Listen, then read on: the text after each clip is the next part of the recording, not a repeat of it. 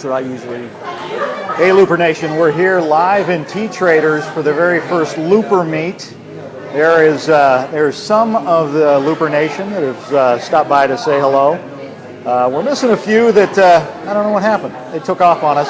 There's of course Joe Kutrochi. So I'm going to hand the camera over to Joe because I have also got an incredible guest here who's going to teach us a little something about French pressing coffee. So here you go, Joe.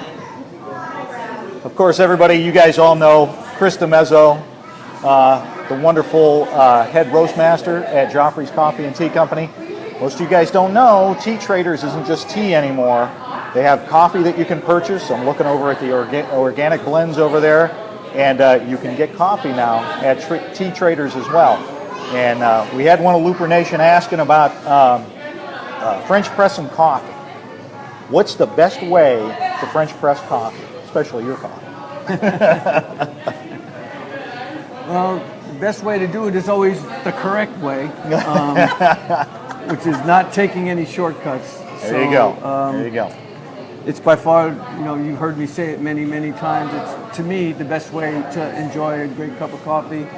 It's what this guy does every morning when he wakes up. Absolutely. So when we were going to introduce coffee here to complement and work alongside the teas, I wanted it to be something better than just getting a cup of coffee. So what I did is I've been working with a bunch of farms to source organic micro lots. Right, And I found some exceptional micro lots. Again, limited quantities, very high quality, and it was something that I wanted to highlight. So if you come in here, you're not just going to get a cup of coffee, but you're going to get an exceptional cup of coffee, and it's going to be organic, fair traded, and sustainably sourced, and all those things that people are really looking for today. Yeah. So that's well, what I don't want to correct you because I mean you know your stuff better than I do. All I know is there is no bad cup of coffee that you have. I've had, you sent me some. I purchased an awful lot of it. There is no coffee that I've had yet that isn't fantastic. So the organic blends, of course, keeping with that trend. If I can tell you how many bad cups of coffee I have to suffer through to bring this to you, I'll bet. It would be nice to say I just walk in and there it is, but there's a lot of it takes a lot for the team. A lot of stuff that goes on in the background to make sure that you never get that experience. Right. Myself and my poor partner Miguel get to drink plenty of bad cups along the way. Yeah. But our goal is to make sure that guests never get that. There you go. And I know we've talked about it before. I've been over at the Joffrey's place over in Tampa. You guys, your quality is just fantastic. You guys really take your time with it, and it shows. I mean, Miguel, very similar to Chris here. He is very serious about his coffee. I don't know what the other guys are doing, but I'm telling you, they're answering my tweets. They are not. Well, yeah, Joffrey's is answering Rebecca's tweets, so there's that. But I can't imagine they've got anybody like Chris and Miguel over at any of the other coffee places. There's two places, special places reserved in heaven for two people. One is my lovely wife over there. That is true. The other one is poor Miguel, because he has to work for me. And I'm never happy. So that poor guy, I mean, his existence, it's good, Miguel, but we can do better. So. Yeah. Well, he's taken on the reins of that because he really does the same as you do. He has the passion. God bless him. He just does he sure does. He does. I could see it when I can't talk teach to him. that. That has to come from within. He has it. So. Yeah. So how do we make a perfect French press coffee? Well, we begin. We're moving. Here, I'll take that. We're moving. About that. All right, I'll get it. And we're going to set up right here. Hopefully we'll have everything kind of close by. First thing we want to do naturally is source out some great coffee. And then we want to make sure we have the right equipment, which we have a nice clean French press. We have whole bean coffee, we have a scale, and we have hot water. All right. Great thing about French press is, again, you have only coffee and water. So all of the soluble solids that we're going to extract that give coffee its flavor are going to come out. Nothing's going to be trapped Right. in a paper filter. So all of the flavor that's in the coffee is going to be coming out in the brew. So now what we need to make sure of is we have fresh coffee, and we want to grind that coffee right before we serve it. And then we want to make sure that we have clean filtered water at the proper temperature. And then what's so nice about the French press is you can tailor it to your individual taste. If you're a maniac like me and you like it real strong, you can use a little bit more coffee and a little bit less water, or you could steep it a little bit longer. Right, right. Or if there's a certain coffee that might be a little bit over the top for you, you can tone it down by steeping it a little less or using a little bit less coffee. Right, right. People, there's a misconception in coffee about the strength of it is dependent upon the roast color, which is totally false. Oh, okay. What gives coffee what we perceive as strength is the coffee to water ratio. Okay. That's what we perceive on our palate as the strength. So we could use a really, really dark roast coffee, Right. but just use the proper amount and it'll still be nice and smooth. Right. If you're using too much coffee, not enough water, your water's too hot, water's not hot enough, all these things will affect. Gotcha. So, we have our French press, we have our whole bean. For this size French press, which they're calling a 2-cup, which is 2 small cups, I like to use about 1 ounce of coffee. That might be a little steep for some people. The next size up is what they call an 8-cup. Yeah, that's the one Now, I have. when, Yeah. when they measure cups in these, keep in mind that they're talking about a 5-ounce cup versus your standard 8-ounce cup. Right. It throws right. a lot of people off. It sure does. Yeah, absolutely. So we're going to take 1 ounce of beans. I'm going to take that coffee, and then we're going to grind it on a coarse setting, Absolutely, got to be coarse. and we'll grind it right into our press pot. Oh, okay, very good. Most people don't have a grinder like this at home, but No, but you can use your regular. yeah, I have a Cuisinart at home that I use right. for this process, but if you can I'll get it in the light as best Now I can. why You can why see that coarse instead of just a regular? Okay. Without trying grind. to be too geeky on you, which is hard for me. Each method of brewing has its particular grind that is tailored for that particular method of brewing. Okay. Espresso is a very fine grind because Right, your right. contact time, which means the time that the coffee grounds are actually in contact with hot water, is about 28 seconds. Okay. If we had a drip brewer here, which we do not, but you put your coffee in, water starts flowing over that coffee, your dwell time there is about 30 seconds that the water's actually in that basket okay. before it drips through. Right. Gotcha. Here, your contact time is going to be 4 minutes. 4 minutes. Right. So if you have that coffee ground so fine and keep it in contact with that water for 4 minutes, you're going to over extract and you're going to pull out a lot of undesirable characteristics of the coffee Oh, okay. that you don't.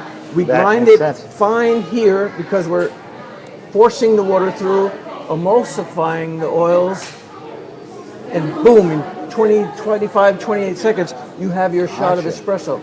On a drip method, 3.5, 4 minutes, we're going to have a whole 64-ounce pot.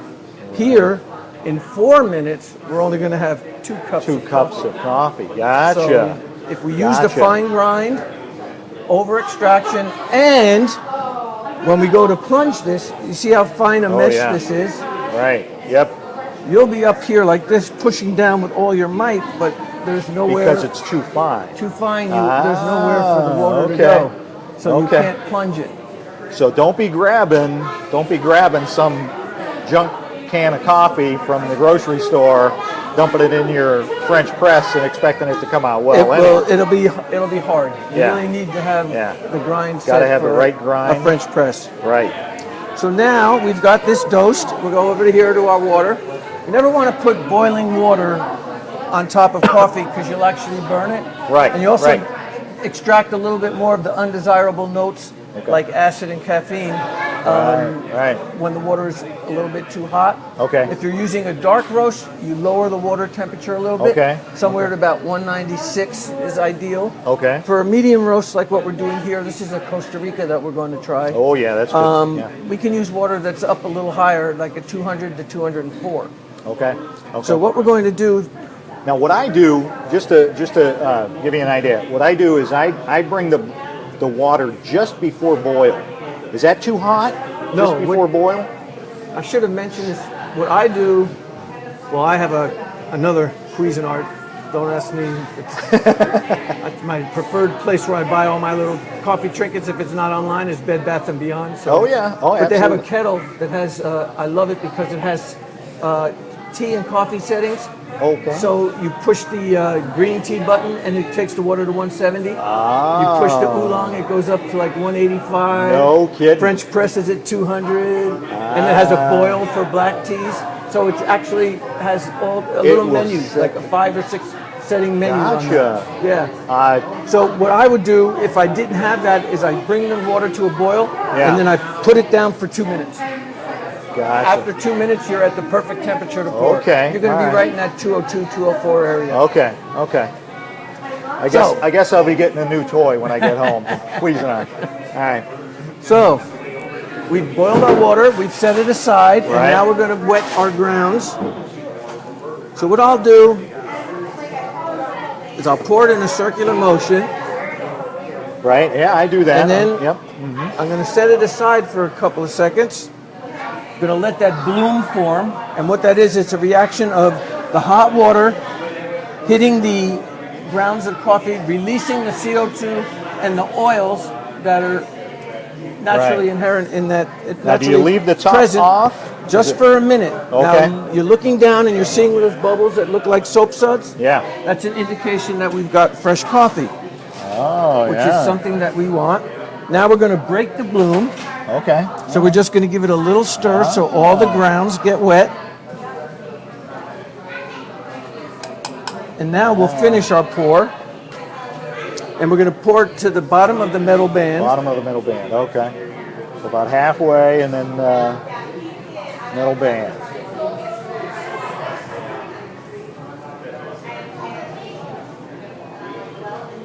And now we'll bring it over Now here. we can set it down. Want to make sure that our grate is facing the front. Okay. All right. And then we're going to start our countdown. There you go. On average, 4 minutes is our recommended steep time. Again, if you want it a little bit milder, you could go a little bit quicker, 3 minutes. If you want it a little bit stronger, or you're like me and you get distracted in the morning, you come back, it's like at 5.5 minutes. Right. Yeah, I've done that before. yeah. Yeah. But I got to tell you, again, it doesn't matter how long I let it steep. Your coffee is still nice and smooth. I don't get that acidic taste or any of that. It's perfect every time. It really does depend on the coffee. Yeah. If there's anything undesirable in there, it's going to rear its ugly head if you're going a little bit long. Absolutely. But a good coffee, it's the same thing I tell people when you're trying a new coffee or you want to find out if it's a really good coffee. Drink half of the cup and then put it aside and forget about it. And then let it cool down to room temperature. And then cup it again at room temperature. When we're cupping, Miguel and I are cupping to evaluate coffees. There's coffees that when you taste them hot, almost any coffee is drinkable when it's real hot. Yeah. Even the Yeah. canned grocery store stuff Yeah. is like, as long as it's, but when you put it aside and then you come back to it, it's like, whoa, what happened? Yeah. What happened? It turned. Yep. Anything that's, a bad coffee will tell on itself as it cools. Absolutely. But if you have a coffee that what I call sound, you're drinking that all the way through from when you first pour it till it's at room temperature and it's still pleasant. You've got yourself a winner. There you go. That's the sign of a really, really good. I can attest to that because there have been times where I haven't had a chance to make my coffee in the morning. I'll go through one of the local fast food places, grab a cup of coffee. It's fine, like you said. When it's hot, driving into work. Then I'll go out. I won't finish it because it's never as good as yours. But it's just So I'll leave it sitting, and then I'll come back after lunch and go, I could use a little caffeine kick. There's a little bit of coffee left in there. Oh my gosh, worst taste in the world. Yours, I can drink it all day long. If it gets cold, it's just like you just gave me some cold brew. It's not as good as that, but it's still so good and smooth. It's just like an iced coffee almost, just with nothing in it. There's no milk or anything like that. And that's one of those things that's important to remember when you're crafting like an espresso or a cold brew. What do you intend to do with that coffee?